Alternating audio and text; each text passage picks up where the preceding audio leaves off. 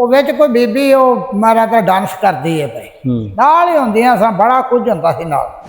50 ਜਨਾਨੀਆਂ ਔਰਤਾਂ ਇਕੱਠੀਆਂ ਕਰ ਉਹਨੇ ਆਖਿਆ ਜੇ ਐਤਕੀ ਲੜਾਕੇ ਜਵਾਨ ਨਸੇ ਨਾ ਤੇ ਅਸੀਂ ਅਰਬ ਦੀਆਂ ਨਾਰਾਂ ਨੇ ਜੇ ਇਹਨਾਂ ਕੋਲ ਸਮਝੇ ਕੀ ਸੀ ਨਾ, ਆਪਣੇ ਮੁਲਕ ਵਿੱਚ ਵੀ ਉਹ ਵਰਛਾ ਲੈ ਕੇ ਆਇਆ ਸੀ।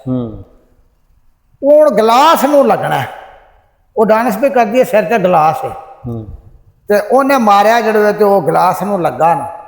ਇਹ ਆਜ਼ਾਦ ਹਾਸਲ ਹੈ ਕਿ ਦਾਇਮ ਇਕਬਾਲ ਦਾਇਮ ਨੂੰ ਜਿੰਨਾ ਇਹਨਾਂ ਨੇ ਪੜ੍ਹਿਆ ਹੈ, ਜਿੰਨਾ ਇਹਨਾਂ ਨੂੰ ਯਾਦ ਹੈ, ਘੱਟ ਬੰਦਿਆਂ ਨੂੰ ਯਾਦ ਹੁੰਦਾ ਹੈ। ਨੇ ਕਲੇਜਾ ਵਿੱਚ ਬਾਇਆ ਤੂੰ ਸਾਰਾ ਨਹੀਂ ਚਬਾ ਨਹੀਂ ਸਕੀ।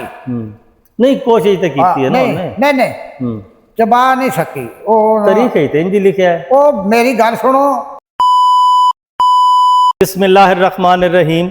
ਬਾਬਾ ਜੀ ਮੁਹੰਮਦ ਅਹਿਸਨ ਵੜੈਚ ਸਾਦਾ ਜਿਹੇ ਬੰਦੇ ਨੇ, ਇਹਨਾਂ ਨੂੰ ਇਹ ਆਜ਼ਾਦ ਹਾਸਲ ਹੈ ਕਿ ਦਾਇਮ ਇਕਬਾਲ ਦਾਇਮ ਨੂੰ ਜਿੰਨਾ ਇਹਨਾਂ ਨੇ ਪੜ੍ਹਿਆ ਹੈ, ਜਿੰਨਾ ਇਹਨਾਂ ਨੂੰ ਯਾਦ ਹੈ, ਘੱਟ ਬੰਦਿਆਂ ਨੂੰ ਯਾਦ ਹੁੰਦਾ ਹੈ। ਕੰਬਲ ਪੋਸ਼ ਹੋਵੇ, ਸ਼ਾਹਨਾਮਾ ਕਰਬਲਾ ਹੋਵੇ, ਉਹ ਪੰਜ ਦਰਿਆ ਹੋਵੇ, ਸੋਹਣੀ ਮਹੀਵਾਲ ਹੋਵੇ, ਜਾਂ ਕੋਈ ਵੀ ਦਾਇਮ ਇਕਬਾਲ ਦਾਇਮ ਦੀ ਕਿਤਾਬ ਹੋਵੇ, ਮਾਸ਼ਾਅੱਲਾ ਇਹਨਾਂ ਨੂੰ ਬਹੁਤ ਜ਼ਿਆਦਾ ਯਾਦ ਹੈ। ਅੱਜ ਅਸੀਂ ਇਹਨਾਂ ਦੀ ਜ਼ੁਬਾਨੀ ਤੁਹਾਨੂੰ ਕੰਬਲ ਪੋਸ਼ ਵਿੱਚ ਕੁਝ ਵਾਕਿਆਤ ਸੁਣਾਵਾਂਗੇ। ਤਾਰੀਖ ਇਸਲਾਮ ਹੈ, ਸ਼ਾਹਨਾਮਾ ਕਰਬਲਾ 'ਚ ਕੋਈ ਚੀਜ਼ ਸਾਨੂੰ ਸੁਣਾਉਣਗੇ। ਪੰਜਾਬੀ ਸੂਫੀ ਰੰਗ ਚੈਨਲ ਤੇ ਬਾਬਾ ਜੀ ਖੁਸ਼ ਆਮਦੀਦ ਆਖਨੇ ਆ।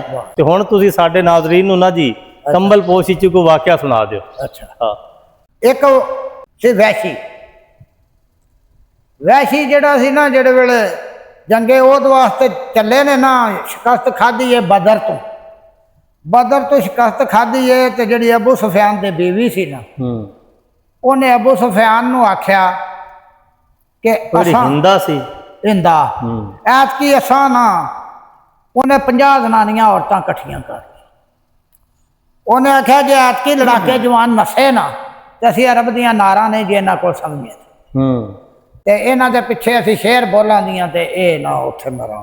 ਹੌਸਲਾ ਅਫਜ਼ਾਈ ਕਰਨ ਰਸਤੇ 'ਚ ਜਾਂਦੇ ਨੇ ਪਏ, ਉਹ ਵਿੱਚ ਕੋਈ ਬੀਬੀ ਉਹ ਮਾਰਾ ਤਾਂ ਡਾਂਸ ਕਰਦੀ ਹੈ ਪਈ ਨਾਲ ਹੀ ਹੁੰਦੀਆਂ ਸਾਂ, ਬੜਾ ਕੁਝ ਹੁੰਦਾ ਸੀ ਨਾਲ।